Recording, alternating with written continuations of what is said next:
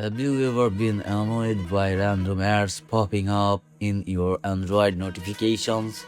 You're not alone. These annoying notifications can appear even when you are not using your phone. But don't worry, in this video I will show you exactly how to stop ads notification on your Android phone in just a few simple steps.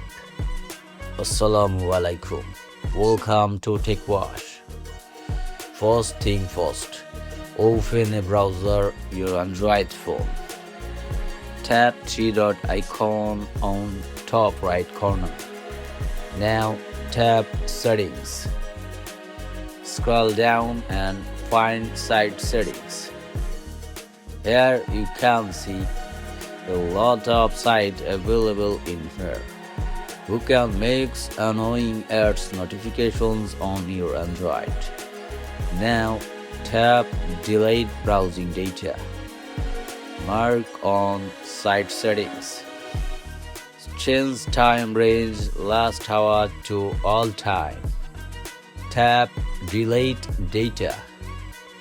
Tap Delete. And that's it. Now you know how to stop annoying ads notification on your Android phone quickly and easily. Thanks for watching. Support us, be with us.